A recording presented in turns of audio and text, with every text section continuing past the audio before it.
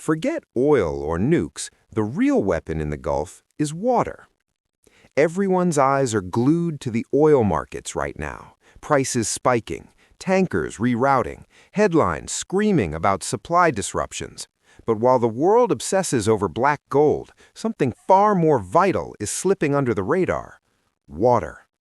In the heart of the Arabian Peninsula, nations are living on the edge of a silent crisis. The UAE is under extreme water stress, ranked among the highest globally, often scoring a perfect 5.0 on indices, meaning over 80% of available renewable water is withdrawn annually. Saudi Arabia hovers just below at around 4.98, nearly as dire. Kuwait relies on desalination for about 90% of its drinking water, Oman around 86%. Saudi Arabia draws roughly 70% of its potable supply from these plants. Think about that. No mighty rivers carve through these deserts. No ancient aquifers refill reliably. Rainfall? Barely a whisper in most years. The entire region essentially manufactures its fresh water, pulling seawater in, stripping out the salt with massive energy-hungry plants, and piping the result to cities, farms, and homes. It's an engineering marvel, but also a terrifying vulnerability. One well-placed drone, one precision strike on a key plant, millions could suddenly face thirst. This isn't dystopian fiction. It's straight from a leaked 2009 U.S. diplomatic cable about Riyadh. Back then, American and Saudi officials assessed that crippling the Jubail desalination complex, which supplied most of the capital's water, could force an evacuation of the city within a week. The government itself might not survive the chaos. That warning is 17 years old now, and the region's dependence on these facilities has only grown deeper. So far, Iran hasn't targeted desalination infrastructure directly. That restraint isn't accidental, it's calculated, it's a card held close. Look at the bigger picture.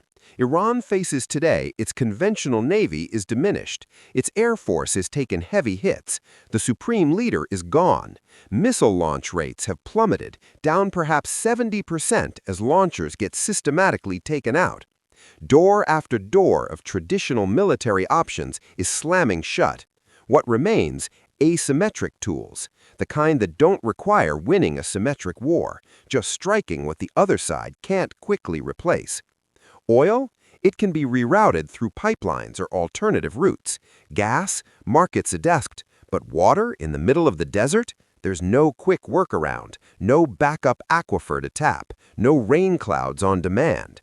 The Gulf cooperation countries aren't blind to this. They've built redundancies, extra plants, backup systems, diversified sources since these vulnerabilities were flagged years ago. But redundancy isn't the same as invulnerability. Iran knows the GPS coordinates of every major facility. They sit exposed along the coast, humming away, keeping life possible. Right now, the world's pricing in an oil shock. Markets are jittery, but models still assume containment. Water hasn't entered those equations yet.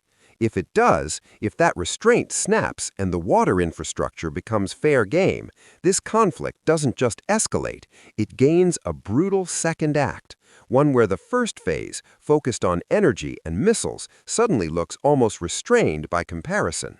Because when the taps run dry in cities built on sand, everything changes, fast, and there's no drilling deeper or fracking your way out of that one.